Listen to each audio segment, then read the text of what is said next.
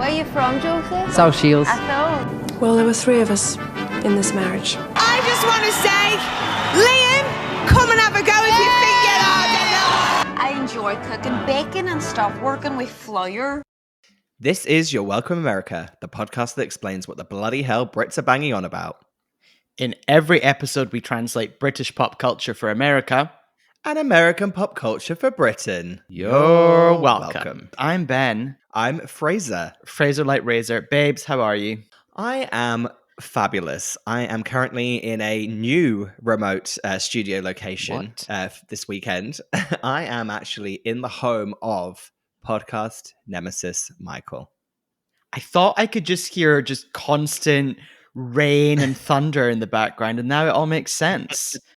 Yes, I've come here for the weekend, done safely in all the safe way, blah, blah, blah. Don't need to explain myself about my actions, but yes. And I've had a lovely time just hanging out with Podcast Nemesis and the fam. Oh, that's nice. How are you? I'm good. What are you up to? Well, I feel like there's a couple of things we need to address since the last You're Welcome America. Number one, well, actually, first of all, I hope all our listeners enjoyed episode 1 of Totally Scott Lee, which came out this week. Yeah. Hope you're all listening to that. Remember, that's coming out every week, but don't worry, You're Welcome America is still every other week. But since the last main pod episode, there was an earthquake that we had. Was there? Do you not remember the earthquake the other week? Like, everything was going on, because remember in the last podcast, we'd been talking about there's wildfires, California's pretty terrifying, it's all going on. And then something happened to the Supreme Court, which we cannot even talk about. And then that night I went to bed on the Friday and I was woken up by the biggest earthquake I've ever felt in LA. Oh, I wasn't in LA. That's why on Friday. It was all a difficult week. And then it really just erupted at the end with an earthquake. I woke up, the whole house was shaking. I jumped out of bed. I got such a fright. Luckily there's no damage and everything's fine, but California's just really going for it at the moment. It's really pulling out all of the stops, isn't it? All of its kind of tricks. All the tricks. We have had a lot of people get in touch. Shall we do some feedback?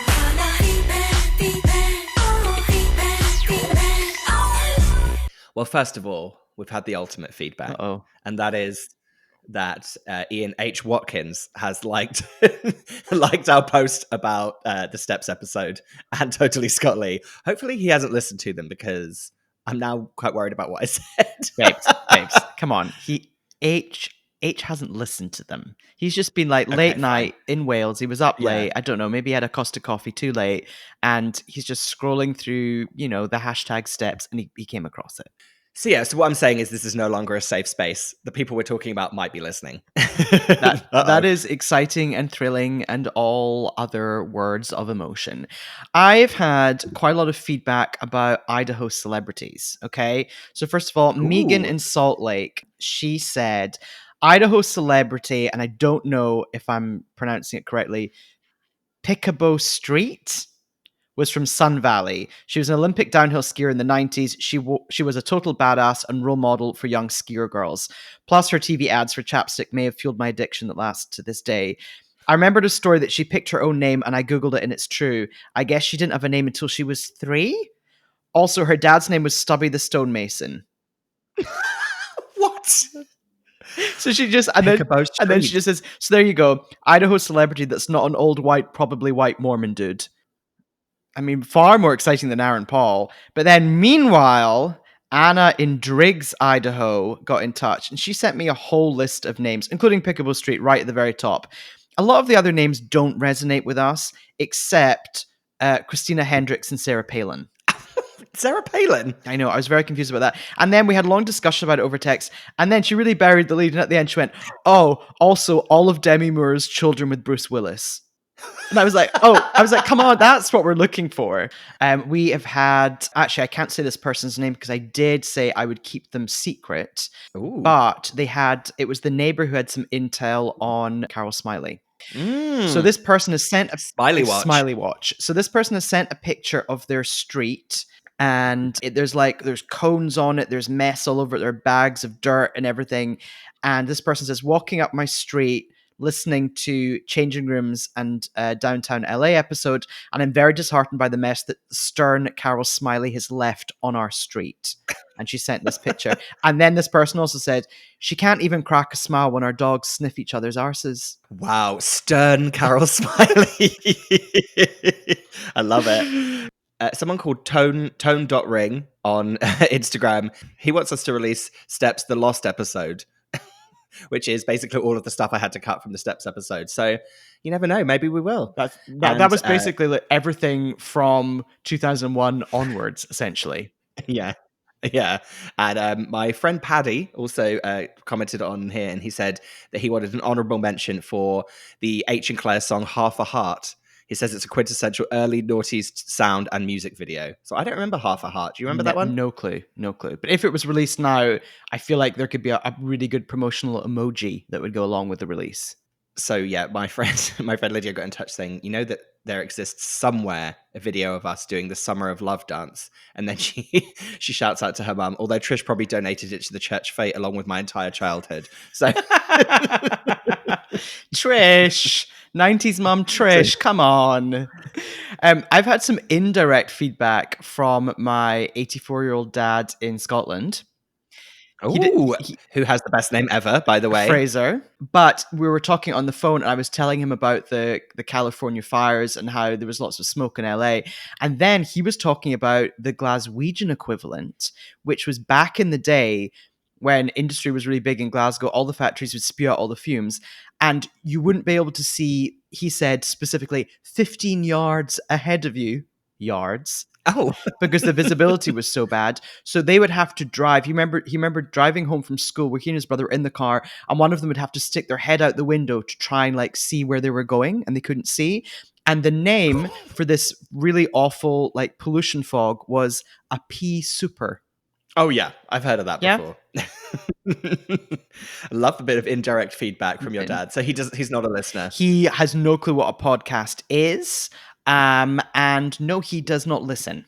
Would love to try and get him on the show. Have a Frazer and Frazer conversation. That's what I really want. That would be a real digital breakdown. It'd be like Frost Nixon, Frazer.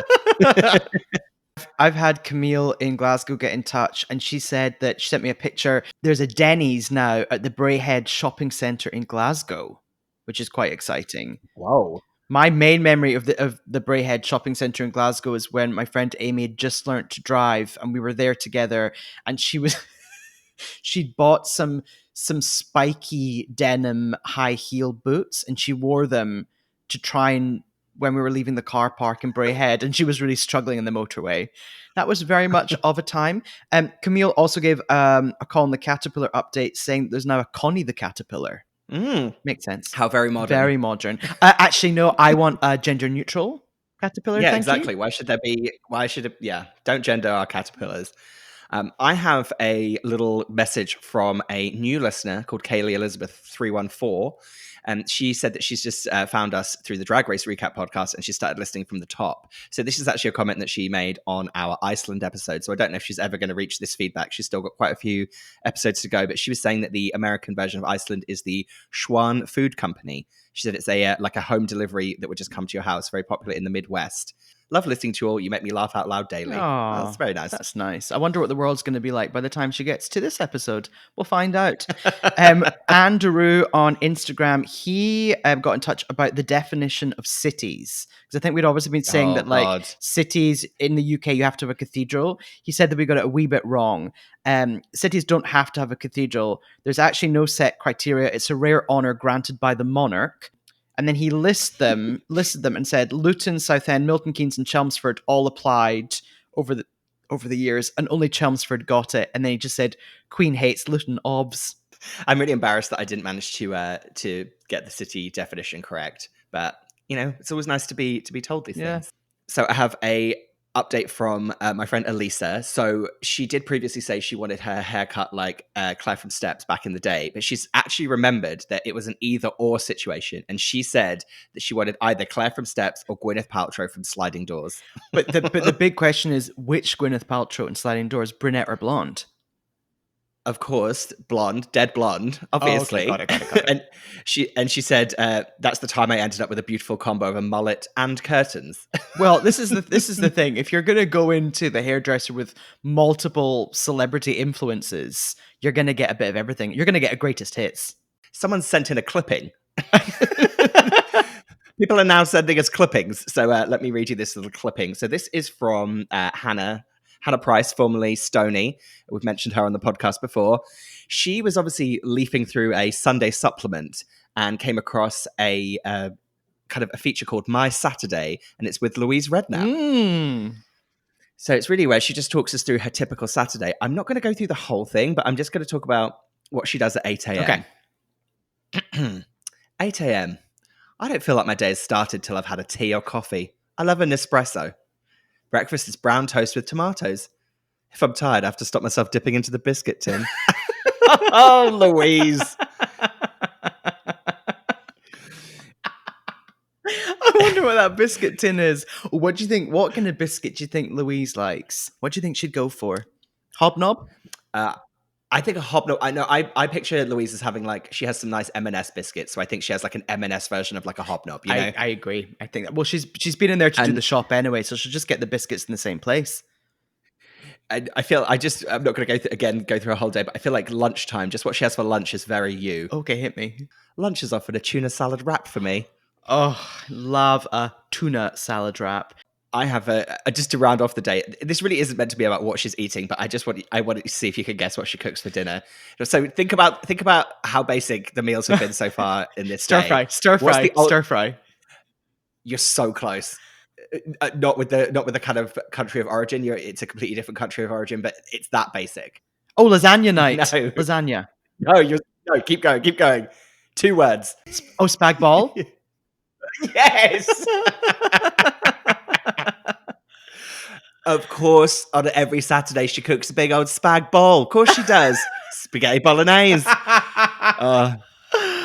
Just in a wild twist, she says that she's not really a drinker, but if she does have an alcoholic drink with her dinner, it will be a nice tequila. so Louise is having spag bol with a shot of tequila.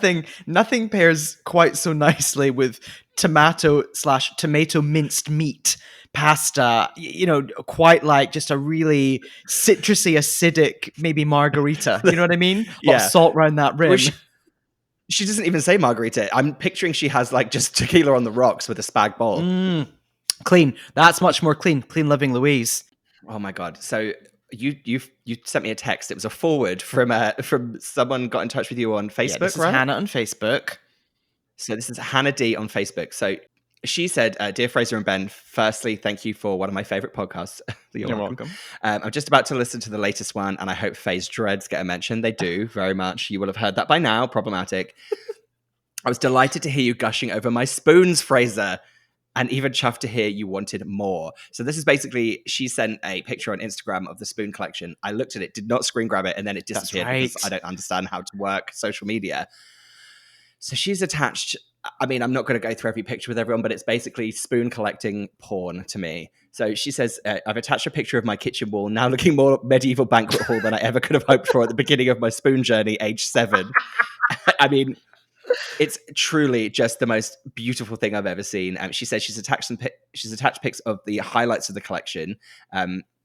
This is not the full collection. And she's literally sent hundreds of spoons. So she basically said that she's got a whole shoebox full of shit cathedral ones, which made me laugh. She's like, the cathedral ones have not made the cut, and she's mysteriously missing a large amount of spoons that she collected in South America and India. So someone's out there has stolen those spoons, and we need to solve that crime. And she said that actually it's worth noting that the modern North American collectible spoon is the best out there because apparently they have moving parts, revolving discs, and they aren't afraid to kind of jazz it up a little bit. So, she says, actually, I'm in an excellent position to start up my collection again. Oh, I'm actually looking at her pictures, and she does have a California spoon in the collection, and I can see that it does have a kind of movable disc in the middle of it, which is, she's not wrong. That's jazzy. Oh my God. And it's next to one that has like a scroll at the top of it. Oh, I'll be poring over those pictures later. Oh, we should say what the hell this podcast is. Should we? Yeah. In every episode, we take a British topic, British piece of pop culture, we dissect it, we discuss it, and we work out the US equivalent. And then we take an American topic, we dissect it, discuss it, do all the above, and work out the UK equivalent. You get an American topic and a British topic in every episode. And we're going to get into it right now.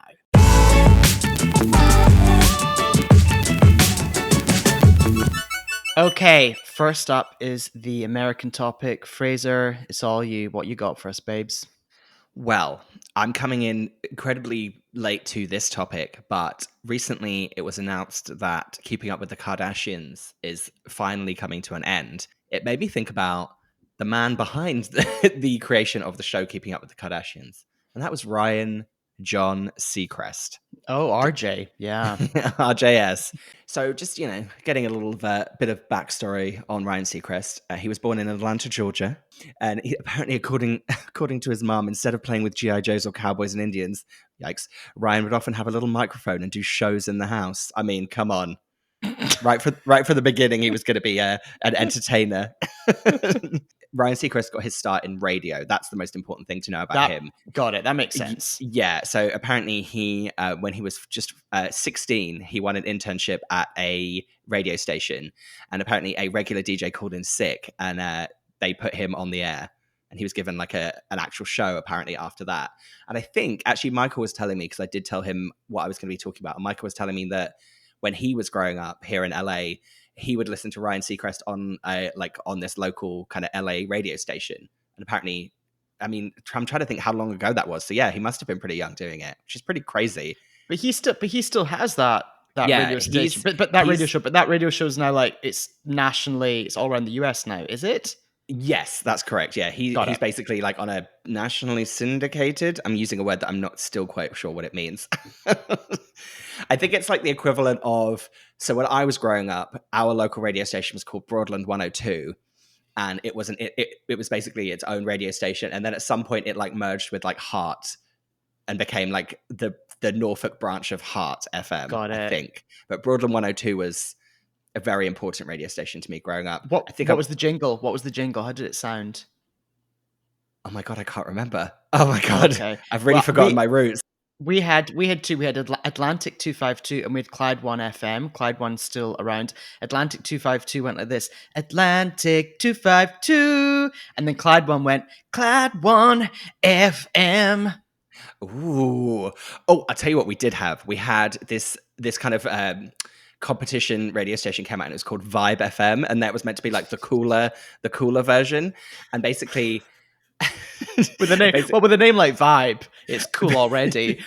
We need a cool, funky name. Something with a good vibe. Why don't we just do Vibe? But they would get pop stars to introduce their new singles, and it was like a little jingle that would go into their song. And I remember when Liberty X released Just a Little, my friend Elisa, who's got a lot of mention already on this podcast today, she was obsessed with the way that they would get introduced on that, and it would go, Liberty X, that nonstop vibe.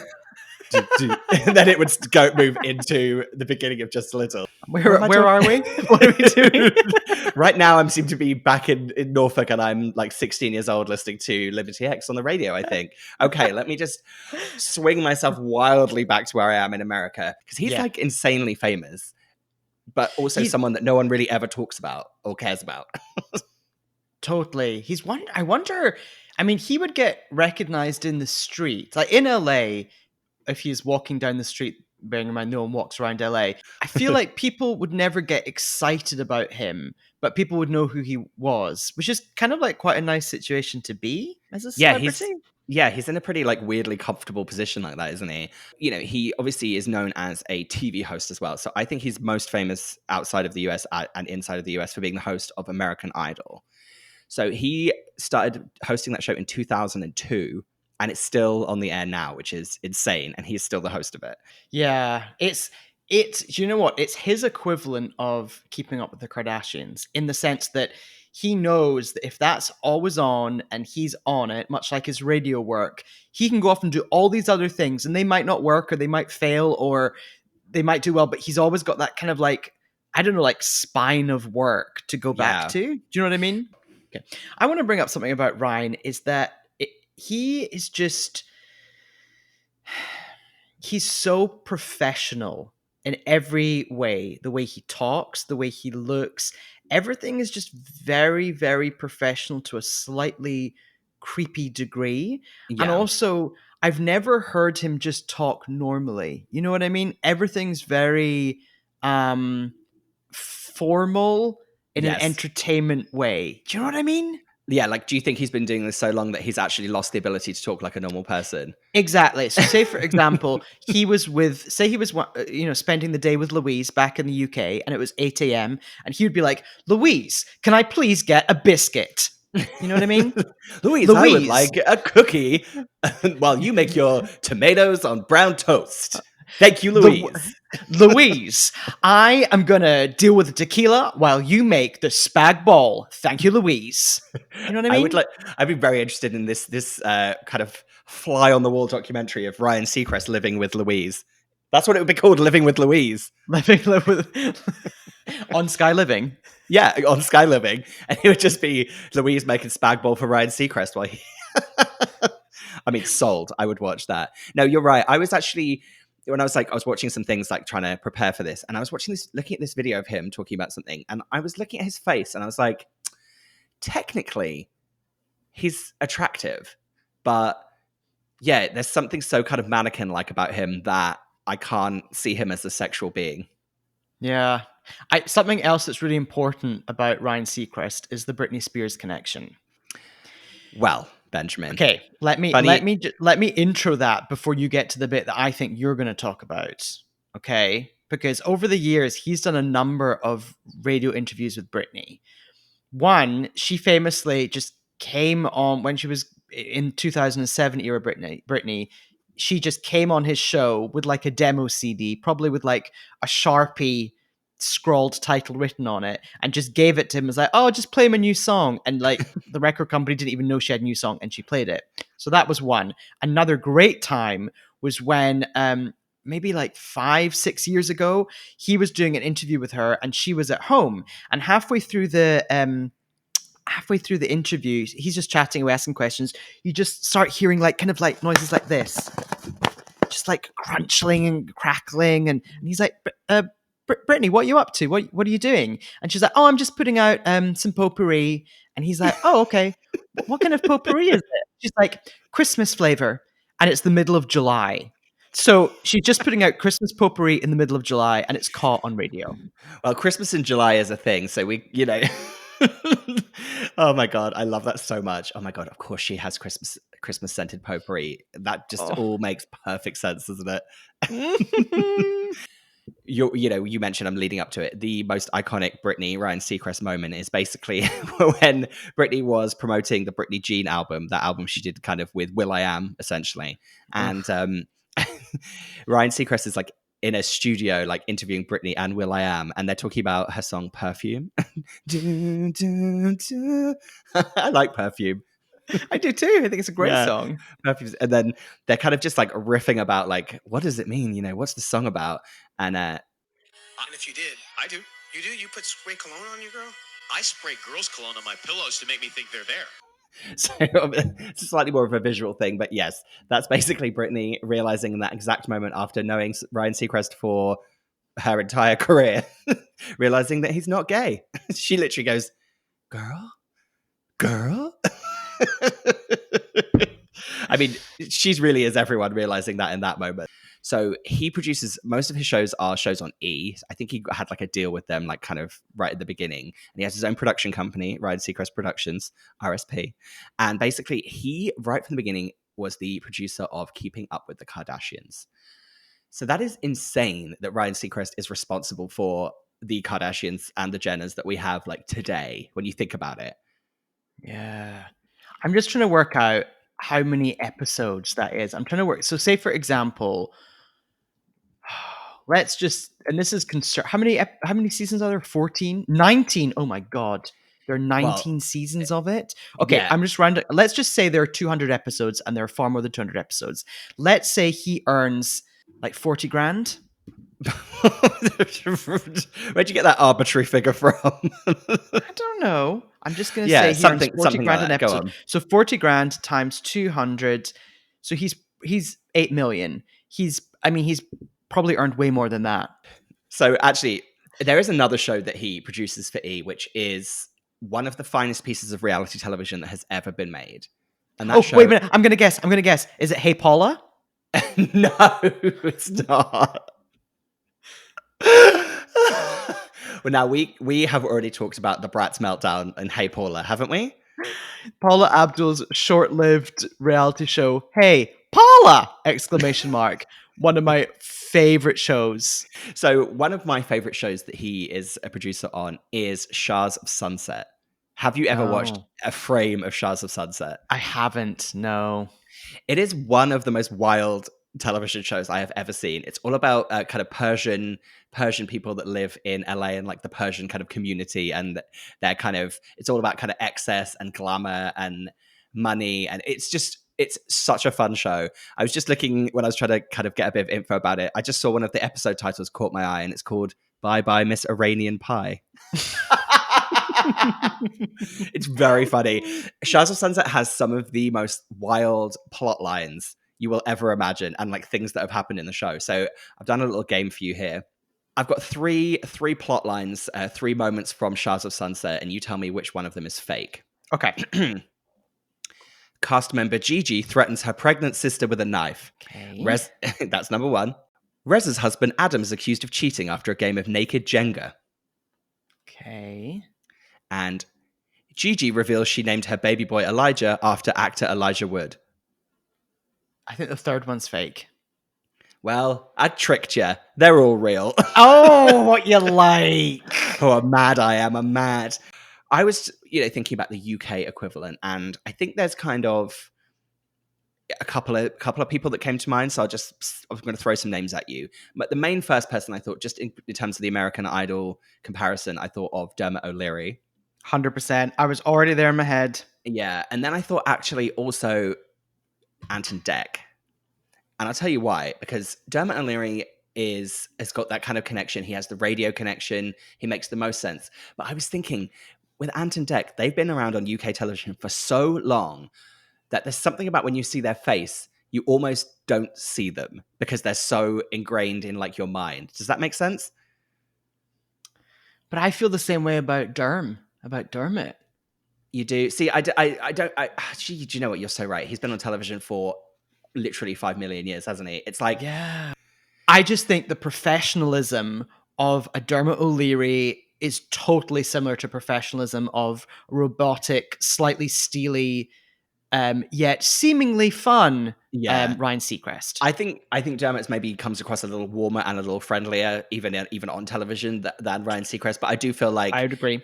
I do feel like Dermot has that kind of like almost lifelong kind of has been on the radio or the television for as long as anyone could possibly remember.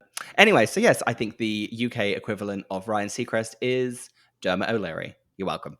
You're welcome.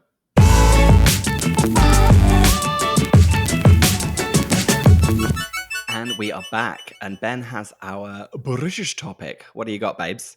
I sure do. Okay, it's September right now, and there's something going on in the UK at this time of year, something that is a real seasonal marker for me, and that's people going to university. And that means, if you're going to university for the first time in your first year, that means Freshers Week.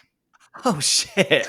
Okay, so just full disclosure, I did not know this topic going into today, so I was like fully prepared to see what was happening, but fuck me, Freshers Week. Oh, God. So, oh, Lord. I didn't need to tell you in advance because I was like, I know Frazer's got some Freshers stories up his sleeves, but let's first of all just get all the obvious out the way. What on earth is Freshers Week? So, in the UK, if you go to university, you usually go back sort of the term starts, the semester starts in September, October time. I went to the University of York, the University of Old York, that is, in Northern England, and ours would always start in October. If it was your first year, when you get there, the first week, there are no classes. It's just a lot of admin and working things out, and it's called Freshers Week. And the idea is it's like a welcome week where you're meant to meet everyone, you're meant to learn what the uni's about, and most importantly, you're meant to party. Now, right now in the UK, they've had a few problems, shall we say. Currently at Glasgow University, which I didn't go to, but Glasgow is where I'm from, as of today, they have 172 students who've tested positive for COVID in one of the halls of residence, that's student accommodation. So lots of people went back in September and have gone back now. And of course, it's people coming from all over the country, all going to like these giant blocks of flats. And turns out COVID spreads that way. But you know what? Let's forget about that and let's talk about Freshers Week. So I'm going to take you back to the year 2003. When I was a fresher. Yep, me too. Got dropped off at the University of York in my really shit accommodation. And I remember there was just this moment where I'd driven down with my dad, he'd helped me unpack the car, put it all in my room, and he just went, well, my guy, I'm gonna head off. And off he went. And I just sat there in my bed and I was like, oh, this is it. I know absolutely no one. And that's kind of what university was about. Yeah. You know? Absolutely. Yeah. It's like the most nerve-wracking thing. And you're like, oh, hi, would you like to be my friend? Ooh. But at that moment, one of my friends, Hattie Bingley, well, future friend, she then came to the door and she had almost had like a cup of tea in her hand. She's like, hey, how's it going? I'm Hattie, blah, blah, blah. And I was like, oh, great, there's a friend. And she was like my neighbor in halls. And that was ideal. So I wanted to talk you through what my Freshers Week was like, and I'm dying to hear all about yours. And the University of York is and was maybe not the university I should have gone to, shall we say? And why is that? It just wasn't quite right for me. I've made lots of great friends who are friends to this day, but my 3 years there, essentially, we made the most. It was just a bit shit.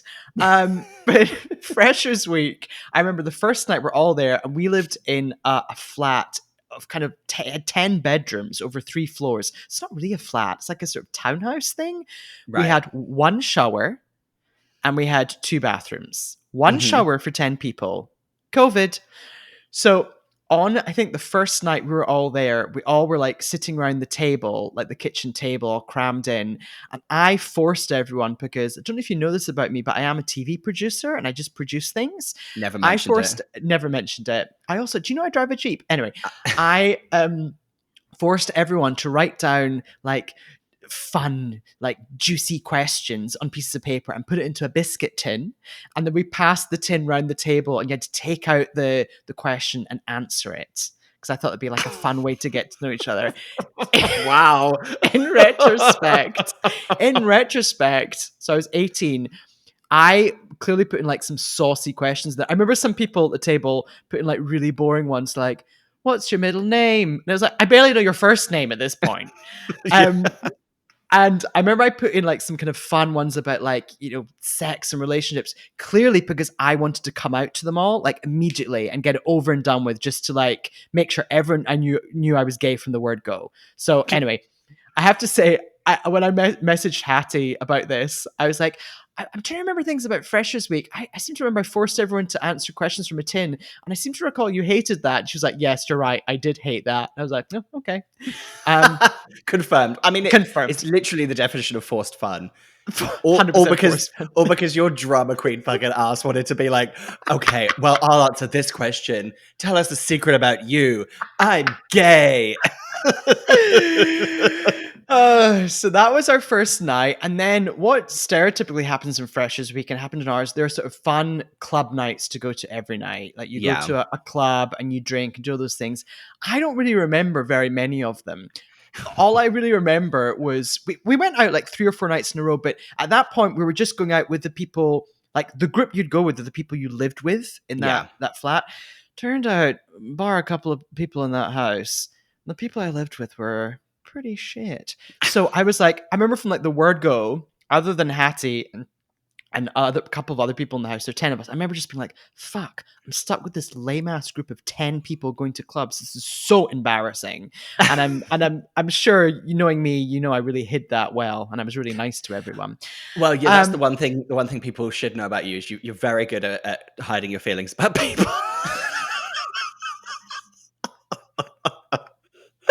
Particularly when I was 18. So we went to these club nights. I do remember I'd thought that one night was going to be really formal and there was going to be like a freshers ball, because I know lots of universities had that. So I'd made sure to buy like you know, leather lace-up shoes and have like a look, like a suit to wear. I didn't know where that was going. I like a full leather outfit. A full leather outfit. I do remember our last, like, the one of the pinnacle parts of the week was we had a nightclub called Icon and Diva that was at like an out of town shopping center, and you had to get a bus there. One time the bus crashed. Anyway, I remember we all went there and we just like in a circle, our group of 10 from our house just stood and like pathetically danced, and it was like, oh my god, this is awful. I remember another was day. Your heart sinking, being like, oh my god, I'm gonna leave university with like these lame people in my life? Totally. I was just like, Hattie, let's run. And then I remember one of the days we all took, because our accommodation was kind of in the very edge of town, right beside fields. Great for me, loved that.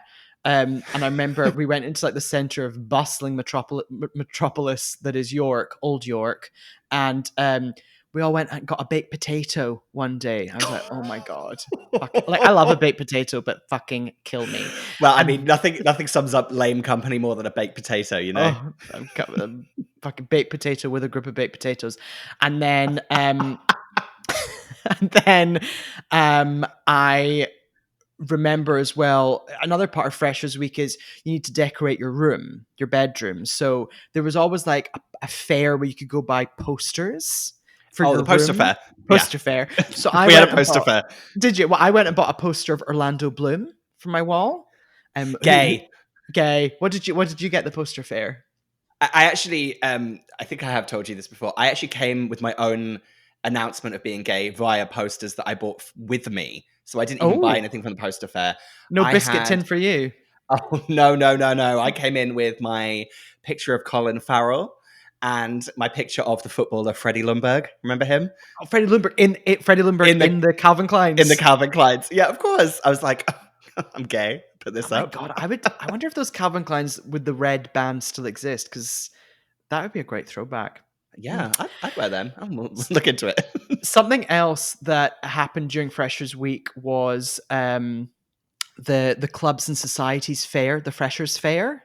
Yes, that's very important. That's actually really meant to be like what it's all about, is finding your kind of your tribe via like the activities. But I mean, let's face it, the activity is drinking.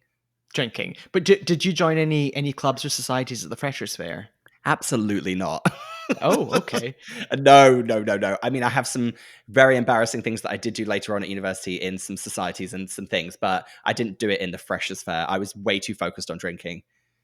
I remember like walking past like the LGBTQ gay alliance and just like rolling my eyes and scoffing at it. Kind of some real wonderful internalized homophobia going on there. When I should have just become a member of that and gone on nights out to Leeds. Anyway, so nights out to Leeds. Oh my god, the way you said that was so just like, I could tell that just a big part of your university experience was nights out in Leeds, because the way you said it was just so throwaway. You're like, oh, you know, and we do this, and then we have nights out in Leeds. Nights out in Leeds were so fun. You would have to get the train there. You get in the train, you buy all your alcohol at the train station, but then the train only took like 23 minutes. So you'd have all this booze and you'd be like, shit guys, we're in Leeds. We have to down all this alcohol, go to the club, go on a big night out. And then it'd be like, wait guys, it's 2:45 and the last train's at 3. Then you then have to run to the train station. If you were unlucky, you would miss the train. So you would then like buy a snack from the vending machine and wait until the 6 a.m. train, or you'd all club together and get a taxi back. Oof. The thought of the 3 a.m. train from Leeds back to York with all these students on it is just such a nightmare. I mean, I know that when I used to get like night buses at uni, we'd have the bus that would drive us back from this club to our uni. I know that it was the funnest thing that I've ever experienced, but to think about it now, to see it happening, I would be so disgusted. No, but the thing is, we were, by that point, everyone was like so like overly drunk and just asleep. Do you know what I mean? Right. It was more the train there at 10 p.m. or whatever, at 9 p.m. That was the one you did not want to be on as an adult because it was terrifying. So I couldn't really remember my whole thing about Freshers Week, my first week at uni. So I did text Hattie and I got some, I was just like checking in with her to see what she remembered. And she gave me a few great tidbits. She said, I remember, so we've got our friend called Fringe, and she said, I remember meeting Fringe for the first time at the Sunday night Hawaiian party, and she was wearing a flower garland, and I feel like a hula skirt. Did she bring these with her to uni? and then Hattie said, I was probably wearing all black, and I suggested, maybe some Oasis trousers, and she said, FYI, they were from Warehouse. Of course. How dare you suggest they're from Oasis? Yeah. And she also seems to remember the two of us pushing each other around late at night drunkenly in a cost cutter's trolley. Oh, wow. Yeah. And we got told off by the security guard. I remember that. And like those were our main memories. I just have to tell you a really quick story about this security guard at my uni. She was called Pepper, and she was like notoriously like the most annoying security guard who would come and shut down all our parties. And I just remember one night when I think we were getting like stoned, and someone came up with the idea that if she became a doctor, she'd be called Dr. Pepper. Still to this day, that makes me laugh thinking about Dr. Pepper. Oh my Lord. Dr. Pepper, the security guard. I just remember one year we had a Halloween party and she shut it down and she took away our pumpkin.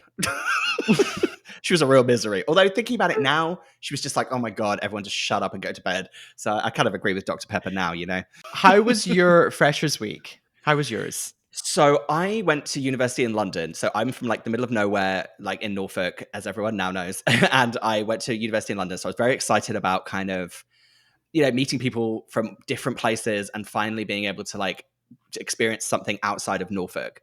So I remember I moved into this really like my halls was huge. It was called Bede House, Bede House, and it was like the biggest and the cheapest accommodation. So basically it was known as like the party place to live because to each floor, so I lived on the ground floor, each floor had I think 20 rooms. So Whoa. You lived with 20 people.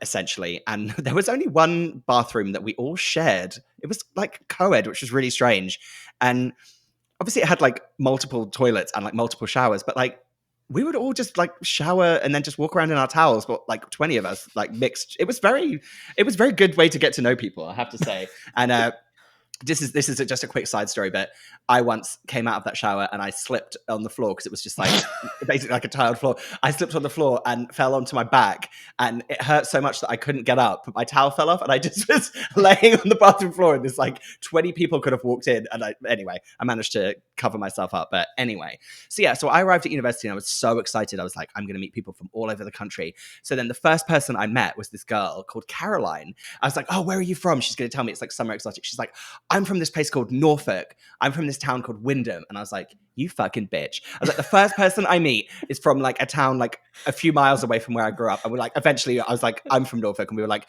oh my God, blah, blah, blah. Turns out we know like loads of the same people growing up. She worked in this place with this friend of my brother's. Anyway, you know my friend Caroline. I'm still friends with her to this day. Yeah, we call her Black Lace or One Piece because she came to Vegas with us and she wore a black lace dress and a One Piece swimming costume. So we just nicknamed her Black Lace or One Piece. So shout out to you, Caroline. So yeah, she was the first person I met. But the good thing about my freshers experience is because I lived with so many people on one floor of halls, everyone met together, but then we all formed our own friendship groups within those 20 people. That Freshers Week is such a blur. I remember that there was definitely a school disco. I remember a school disco themed night where we had to all wear school uniforms and like go out and dance, which is so strange because a school disco themed night, which is something American people do not understand. A school disco themed night is for like people who are older who want nostalgia for when they used to have a school disco. Not when you're 18. Put on like a school uniform. School. Yeah, literally. It's like, if you went to a sixth form, you were still wearing a uniform. So it's like, well, just to bring your old school uniform with you and just wear it like a couple of years later is just really strange. So there was definitely a school disco. And I know that later on because we used to go to Freshers Week, like, you know, in second and third year. I know that there was a school disco where Timmy Mallet performed. I remember that. And I know that the Cheeky Girls also performed at a Freshers event.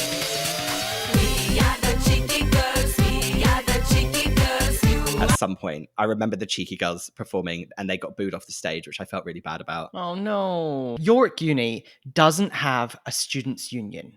So I know, so a students' union venue. So just to explain to Americans, most universities in the UK all have like a giant central venue that has a bar in it and a big dance floor, and it turns into a nightclub, and you go to the students' union, it's cheap drinks.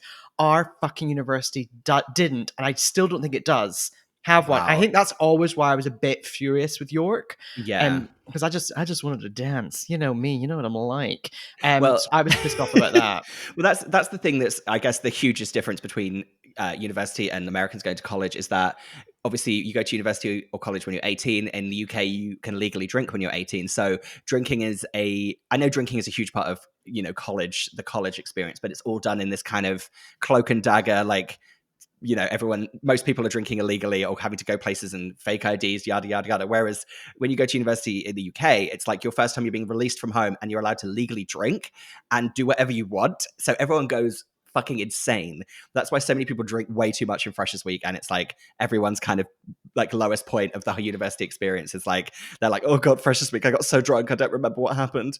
Where I lived was, because I lived in this like party halls. The kind of, we had a bar on our campus, like a university bar where we'd all go and drink. And then the regular thing that would be shouted out is, and when the bar closed at like 11:30 or like 12, someone would shout out, "Party at Bede!" And then everyone from the bar would come into our halls and just like hang out, because we all had like 2 kitchens per floor, and everyone would just hang out in like the corridor. I swear to God, there was one night where I was not in the mood and I'd gone back to my room, and I remember like hearing everyone clomp in from the bar, and it was like a nightmare. I remember opening my bedroom door and like there was just, the whole corridor was just full of people sitting on the floor drinking, like people were like dancing. At one point someone like rode past me on a bike down like the corridor that I lived in. I was like, what is this madness that I lived in? It was one of those places that was either like you have to just embrace what's happening or you will literally go insane. And there were quite a few people that, there was definitely a few like,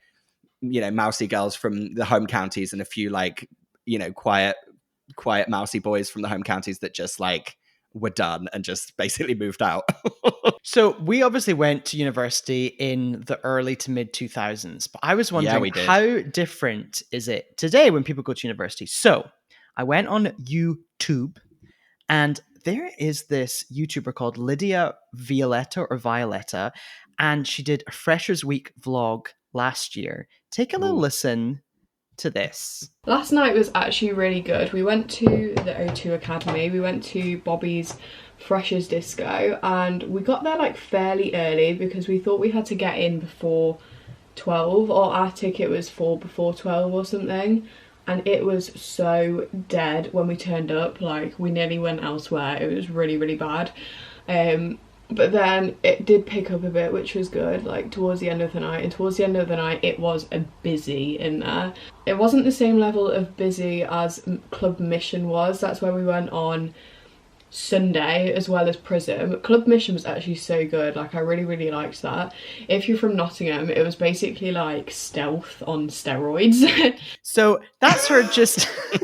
This is like... So many words that I enjoyed in that. Prism. I know. Stealth. I love how the names of nightclubs just have never evolved. No, you know what I mean? They all sound like rides at Alton Towers. So this is Lydia. This is like, I don't know, Thursday of Freshers Week, and she's like quite hungover, and she's just doing her makeup and she's vlogging. Some other things that she goes on to talk about. One night they go to an 80s Hawaiian night. Jesus Christ. Concept. And another day they go to Morrison's to do a food shop, and they do a DIY Nando's meal one night. Wow. Another day she's like, shit, I didn't bring hangers, so she needs to go buy hangers, so she goes to Matalan for that. And it's great. Like, you know, over the whole week when she's vlogging every day, she gets more and more tired and starts losing her voice. And she says, like, I think I'm coming down with something. I'm like, Lydia. Oh, everyone got ill after Freshers Week. Everyone was ill. Everyone was so run down and like basically just drunk themselves into sickness, basically. Well, Freshers flu. Freshers flu, that's the one.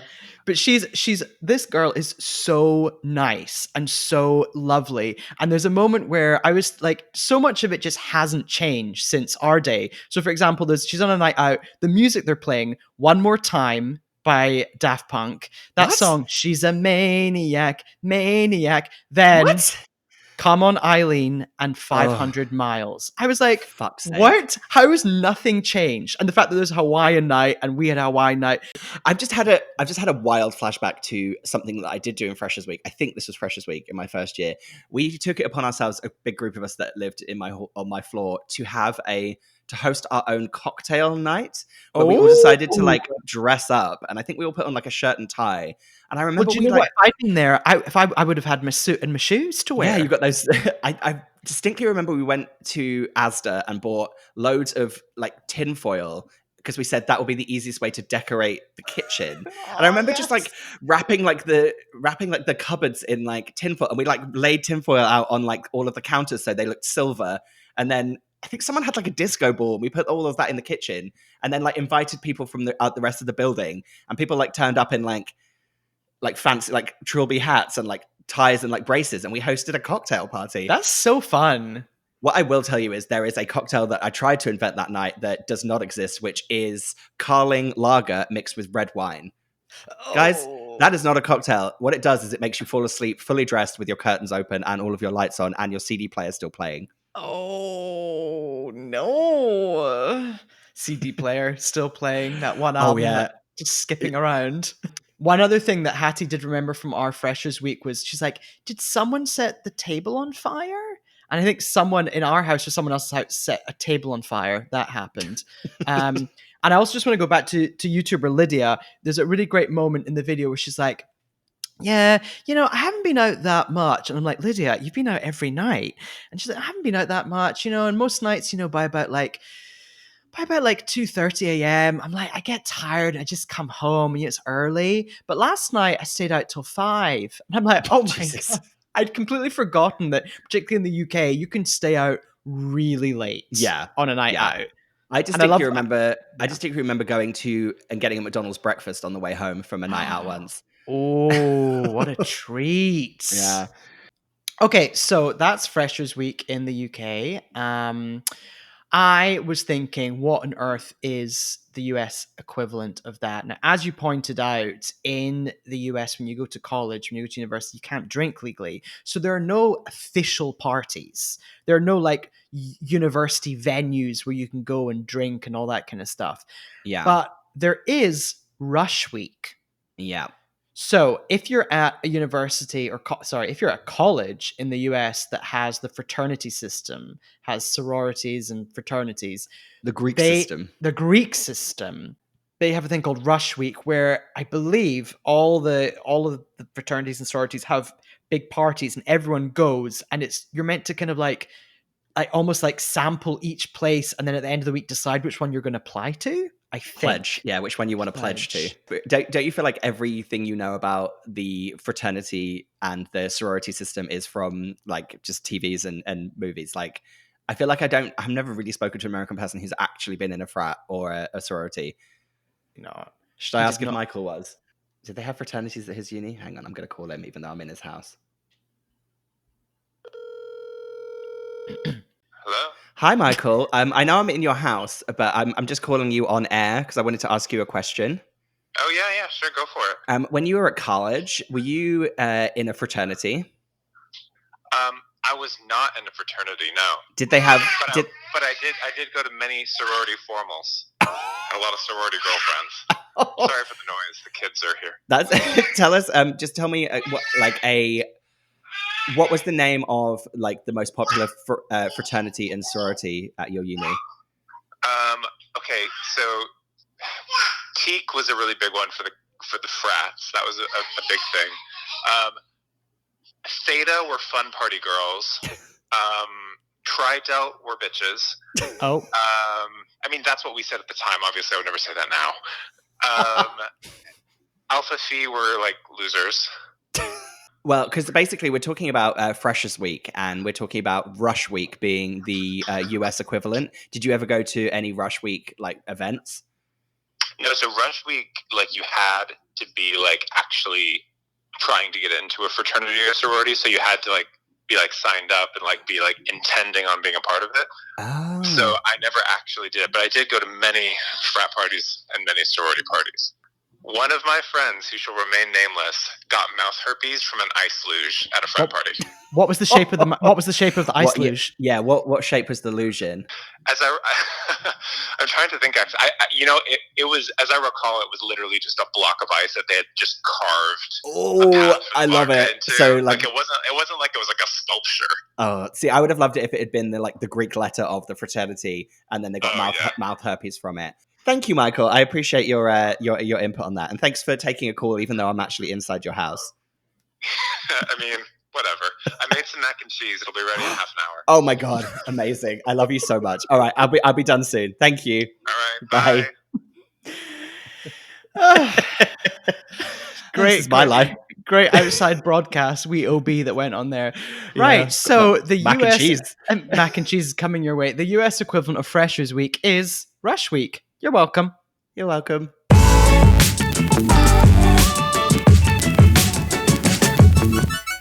And we're back, and we're not going to do Welcome Not Welcome because we've talked for 1,000 years. So, just wanted to, say thanks for listening and check out episode 2 of Your Welcome America Presents Totally Scott Lee. That will be coming out on Monday. Yeah, absolutely. Thank you for listening. Please rate and review us on Apple Podcasts. Follow us on IG. Also, we now have Twitter. You're welcome. You are welcome, USA. Please get involved in that. We gotta get some more followers. Yeah, I still haven't quite worked out how to use it. So if you see any like real like mum tweets happening, that'll be me. Got it. Tell your friends. Send us some feedback. Do you agree that Rush Week is Freshers Week? Do you agree that Dermot Leary is in fact Ryan Seacrest? Let us know. And other than that, I just want to say you're welcome. Yeah, I'm gonna get out of my mac and cheese. You're welcome.